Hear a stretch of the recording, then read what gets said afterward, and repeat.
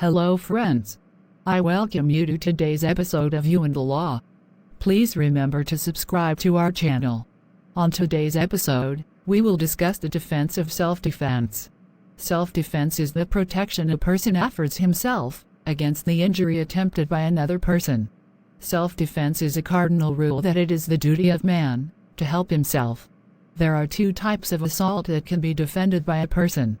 The first is unprovoked assault under Section 286 of the Criminal Code, and second is the provoked assault under Section 287 of the Criminal Code. Section 60 of the Penal Code Act captures the right of a person to defend himself, as well as his right to defend his property against theft. Unprovoked assault is where the accused was first assaulted by a person. The accused is so entitled to defend himself so far as he does not cause death or grievous harm.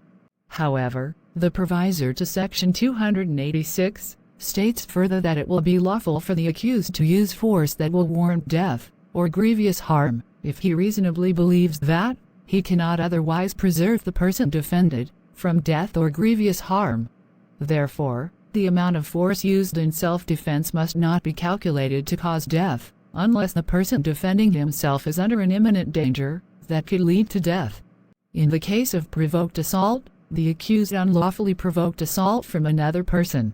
If that other person assaults him with such violence as to cause reasonable apprehension of death or grievous harm, and induces him to believe on reasonable grounds that it is necessary for his preservation from death or grievous harm to use force in self-defense, he is not criminally responsible for using any such force as is reasonably necessary for such preservation, even though such force may cause death or grievous harm.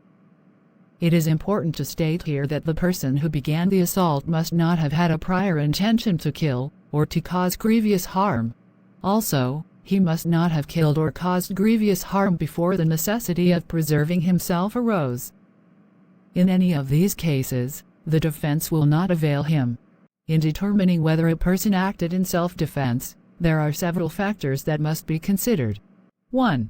There must be an actual attack or threat on the accused. There must be an apprehension as to imminent attack or danger. This means that the attack must be foreseeable. The attack must be real. 2. The actual attack, imminent danger or apprehension, can be to the accused or another person. This requirement is provided for under Section 288 of the Criminal Code. 3. The attack or apprehension must be such as to endanger life, and it must be reasonable.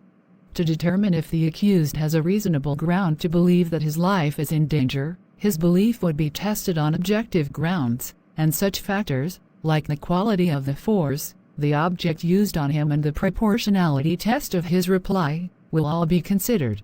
Also, in determining reasonableness, the time available for the accused to reflect will also be considered. Self-defense is only available if there is apprehension of death or grievous harm, and if the person who claims self-defense had reasonable ground for believing that protection from death or grievous harm is to kill. 4. The force used must be reasonable to make effectual defense, and must not be intended to cause death or grievous harm. Reasonable means fair, proper, just, and moderate. It also means endowed of reason, rational, acting according to wisdom and good judgment of individuals. 5. Assault on the accused must not be provoked by the accuser unlawfully. For example, an accused who is a criminal being pursued by armed policemen for running away from prison cannot claim self-defense for injuring the police. And finally, a person claiming self-defense must be acting in good faith. A successful plea of self-defense will result in acquittal. This episode will consider the case of Samson Kamgioekwiganya versus the state. 2005, 9 NWLR, Part 930, 227. On the 4th day of June, 1986, a young man was arrested for the murder of one Gabriel Agio of Bend, in Umuahia, Abia State, Nigeria. He was arraigned for the offense of murder contrary to and punishable under Section 319 of the Criminal Code laws of the former Eastern Nigeria. When the charge was read to him, he pleaded not guilty on ground of self-defense. The prosecution called 6 witnesses in proof of the charge. The accused testified for himself and called no witness. Please tell the court what happened on the day that the deceased died. On that day, I went to pick up mangoes from our farm. On getting there, I met the deceased, who is my uncle on the farm. I greeted him, but he did not respond. I then started to collect bush mangoes for myself, and as I was doing so, the deceased hit me with a stick on my shoulder. I fell. As I struggled to get up, he hit me again on my ear.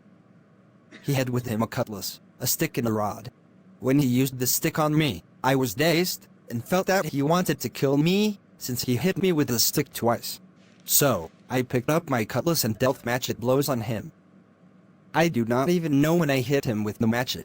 I cannot remember how many times, because I was in agony as a result of the blows he gave me with the big stick. That will be all for the witness, my lord. After the address of counsel, the court found him guilty as charged and sentenced him to death. Dissatisfied with the judgment, he appealed to the Court of Appeal. His appeal was dismissed. He appealed further to the Supreme Court. One of the issues before the Supreme Court was whether the defenses of provocation and self-defense availed the appellant. On Friday, the 11th of March, 2005, the Supreme Court delivered its judgment. It is settled law that in a trial of murder, it is the duty of the court to consider all the defenses raised by the evidence, whether the person charged specifically put up such defenses or not. And no matter how stupid or weak a defense raised by an accused may appear, it must be properly and adequately considered. In the instant case, both in his statement to the police, and particularly his evidence in court, the appellant was consistent in his narration of what transpired between him and his uncle. Premeditated intent is incompatible with the defense of provocation, so that an accused who kills another intentionally cannot be said to have been provoked.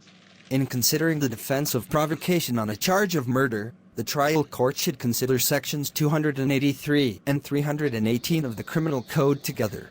It is also settled law that an act of revenge, not done in the heat of passion, or where the accused had sufficient time to cool down before doing the act complained of, cannot successfully form the basis of a defense of provocation. Now, applying these principles to the undoubted facts of this case, I am of the view that the defense of provocation can avail the appellant. I think that in the circumstances, the appellant certainly received grave and sudden provocation, and did what he did in the heat of passion before that passion had time to cool. In my view, the issue of the weapon used being disproportionate to the attack on the appellant is of no moment. What the law states is that retaliation should be proportionate to the provocation.